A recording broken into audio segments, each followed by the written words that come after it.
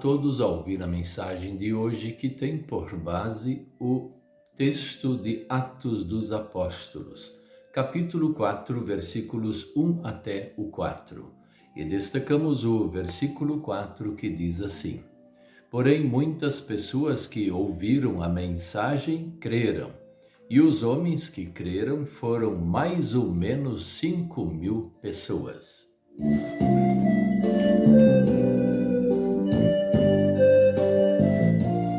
O tema de hoje é: não podemos parar de pregar o Evangelho.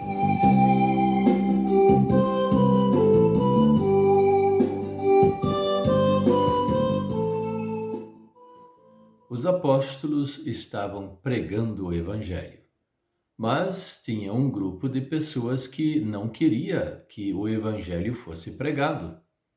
Mas podemos ter a certeza que o diabo estava por detrás disso e convenceu os saduceus, assim como também já tinha convencido os fariseus, os sacerdotes e os escribas, os herodianos e assim por diante. Eram umas facções dentro da igreja da época, outros então era mais na lateral da igreja da época. E eles achavam que o grupo deles era praticamente uma santidade aqui na Terra. E eles faziam aquilo que eles pretendiam, criar novas leis, leis que Deus não tinha criado. E aí eles queriam que o povo seguisse as ordens deles. Mas veja que nem João Batista seguiu as ordens deles e ainda chamou eles de raça de víboras, que eles iriam para o inferno desse jeito. Depois Jesus também não ficou na deles e fez uma outra pregação, a pregação da boa nova da salvação. Aquilo que eles nunca queriam que Jesus fizesse. Aí os discípulos, depois da partida de Jesus aqui da terra, os discípulos que agora eram apóstolos, pregaram o evangelho. E veja que muita gente ia ao encontro dos discípulos, agora apóstolos. E nessa última pregação que eles fizeram, quase 5.000 homens, só considerando os homens. Eles creram em Jesus, o Salvador, e já tinham a fé dentro deles. 5.000. É um número bem considerável. Isso deveria encher de orgulho aqueles saduceus, o pessoal daquelas facções, porque o povo estava adorando a Deus? Não, eles prenderam Pedro e João e prenderam outros apóstolos também. Eles não queriam que o evangelho fosse pregado. Nos nossos dias acontece algo semelhante. Existe uma quantia muito grande de governos que não permitem que o evangelho seja pregado. Em qualquer país do mundo, a gente geralmente enxerga os governantes torcendo o nariz quando se fala de evangelho, a palavra de Deus. Sem falar nas universidades, a grande maior parte das universidades, eles não querem que a palavra de Deus chegue lá aos ouvidos dos seus alunos. O mundo está totalmente o contrário à palavra de Deus. E ele, se pudesse impedir o evangelho, eles fariam.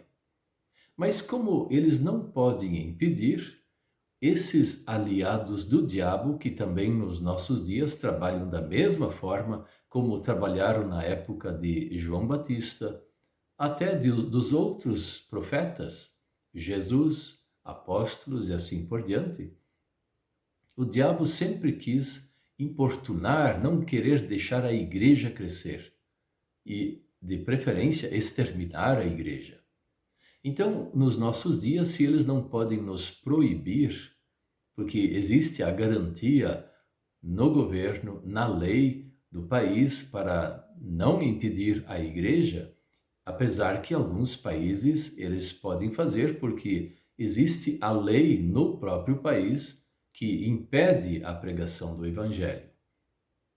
Então, nesses casos, quando eles não podem impedir, eles começam a penetrar com ideias diferentes nas congregações, com ideias diferentes nas famílias. E as pessoas começam a fazer coisas que o mundo gosta de fazer. E eles adoram fazer isso, especialmente porque estão longe de Deus. Eles não têm Deus no coração. Então começam a influenciar os próprios filhos de Deus. E é o que a gente percebe nos nossos dias. Não é nada diferente do que naquela época, quando prenderam os apóstolos, mataram Jesus Cristo, o nosso Salvador, e mataram João Batista e outros profetas. Nos nossos dias, eles querem impedir, se infiltrando nas igrejas, deturpando a palavra de Deus, as doutrinas. E aí o povo de Deus começa a não ter mais uma noção certa do que é o Evangelho de Cristo, o que é a palavra de Deus, e começam a ir para fora da igreja, abandonam a igreja. Nós precisamos cuidar com isso, porque é a pregação da palavra de Deus que nos mantém vivos na fé. Sem a palavra de Deus, nós não ficamos vivos na fé. E nós precisamos desta palavra, como também dos sacramentos. A Santa Ceia, o Santo Batismo, são necessidades nossas para nos manter firmes na fé. E nós temos esse privilégio de ouvir a palavra de Deus todos os dias. E pelo menos uma vez por semana, a grande maioria das pessoas pode ir para o culto, ouvir esta palavra e receber esta grande bênção de Deus. Vamos aproveitar. E como dissemos antes, não podemos parar de pregar o Evangelho. Nós, como pastores, vocês como congregados ou simplesmente cristãos aqui no mundo, vocês também precisam pregar o Evangelho. E de que forma? Ter um bom exemplo do dia a dia e falar bem de Deus. Às vezes a gente pensa, mas o que é pregar o Evangelho? Pregar o Evangelho é falar bem de Deus para as pessoas. Falar que Deus é um Deus bom, um Deus que ama as pessoas, mesmo que todo mundo está no lamaçal do pecado, e ama tanto que deu seu próprio Filho unigênito para que morresse por nós, pagando a culpa do nosso pecado, e ressuscitasse ao terceiro dia para que nós tivéssemos a ressurreição. Os apóstolos estavam pregando que Jesus ressuscitou. Os saduceus não gostaram disso porque eles negavam a ressurreição. E assim, estes que creram também foram somados à igreja cristã, como eu e como você.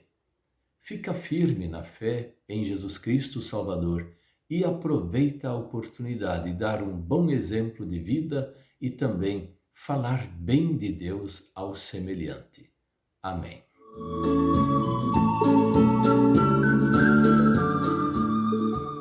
Vamos orar. Querido Deus, nosso Pai Celestial, ajude-nos para nós termos bons exemplos no nosso dia a dia. Os maus exemplos, eles vêm a galope, eles vêm correndo para que nós o façamos. Mas nós não queremos ser pessoas de maus exemplos. Venha nos ajudar, dê-nos a tua santidade, dê-nos o teu perdão. E assim nós queremos também falar bem do Senhor para o nosso próximo. Em nome de Jesus, amém.